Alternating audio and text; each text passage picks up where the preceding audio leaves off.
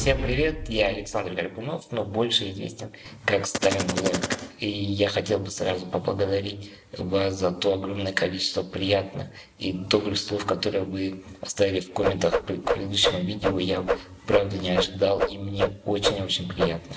Видите, я такой красный не только потому, что я растрогался и засмущался от всех тех комплиментов, которые вы мне сделали. Я сгорел на солнце. И нет, я не был на пляже. Как вы можете понять, я не пляжный человек.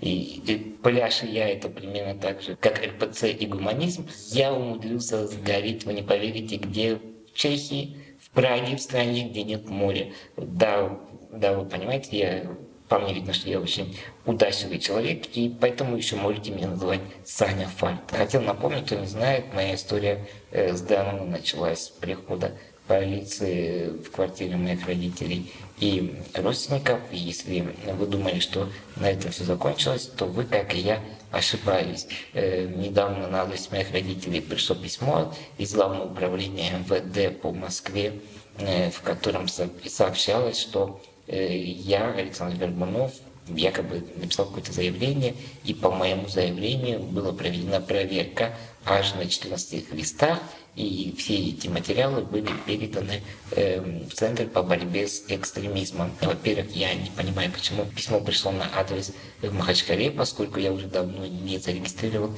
и не проживаю там, я живу в Москве. А во-вторых, я никогда в жизни не писал никаких заявлений в полицию. Адвокаты Агора написали ходатайство на Петровке и с требованием разъяснить вообще, что происходит. И позвонил оперативный сотрудник из Центра по борьбе с экстремизмом и заявил, что проводилась проверка по факту о телефонном терроризме, и якобы то ли с моего номера, то ли с моего адреса было сообщение о заминировании объектов в Москве в апреле, но эта информация не подтвердилась, но все равно они передали бумаги, отправили обратно в Махачкалу. Что это вообще происходит и что это за бред, я не понимаю, и какую многоходовочку органы наши добрые сны решили разыграть в отношении меня, мне тоже непонятно. Так что остается просто ждать, что будет дальше. На этом про меня все. Теперь поговорим о более важных новостях. Поехали. Посмотрите на это эпичное фото, на котором Тимати перед министром обороны Шойгу согнулся в 3 погибели. Видимо, известный рэпер косплеил Сталин ГУЛАГа. Только за одним, я считаю, важным различием, что я согнулся в результате сложных биологических процессов, а Тимати просто согнулся, чтобы поднять бабла. Тимати вместе с Министерством обороны замутил коллаборацию по выпуску военной одежды для молодежи.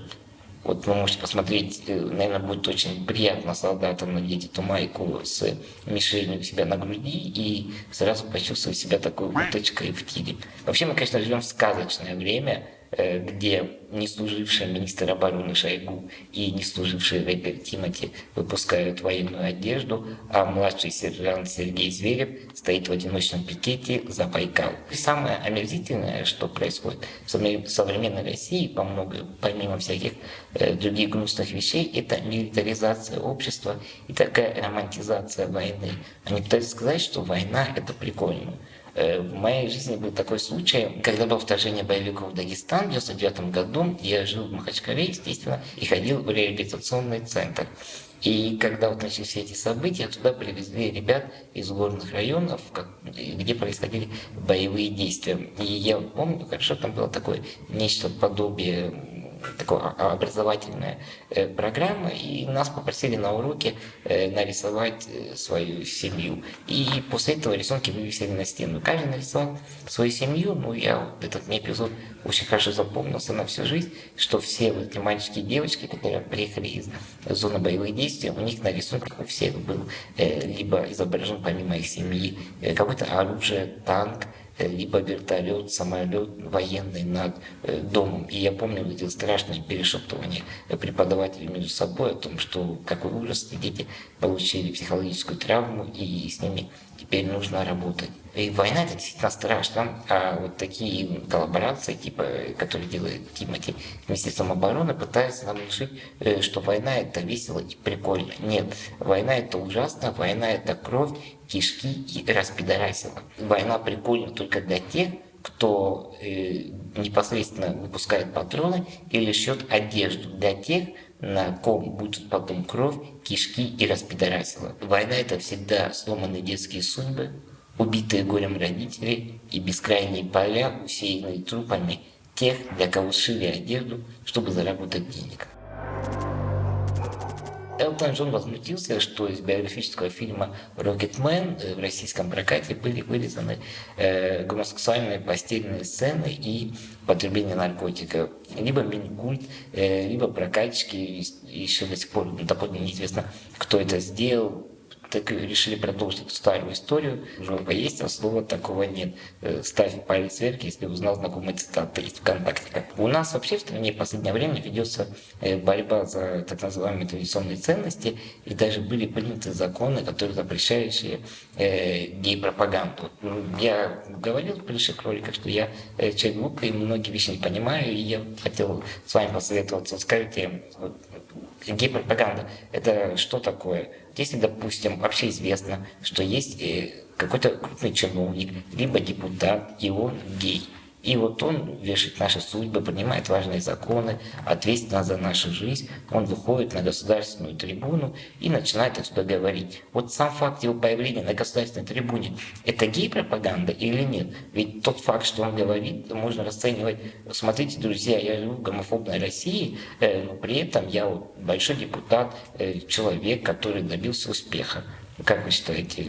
Оставьте свое мнение в комментах. Дело тут даже не в этом, а скорее всего, что нам все время пытаются доказать, что геи плохие. Вот лично мне геи ничего плохого такого не делали никогда. Я не могу вспомнить никакого примера.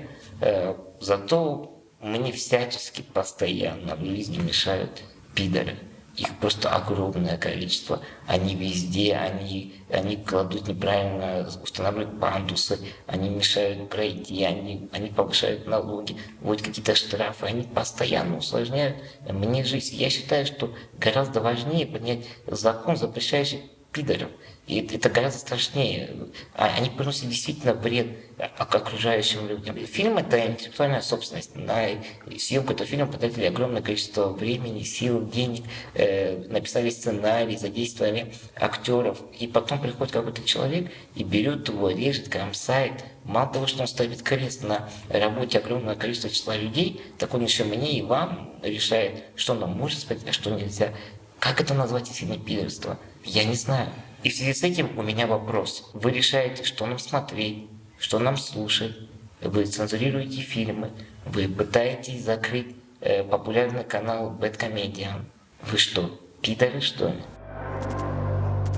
Заслуженный врач России Наталья Толоконская на днях написала в своих соцсетях о том, что не стоит бояться укусов энцефалитных клещей. Ну, подумаешь, укусит тебя клещ, ёбнешься немножко.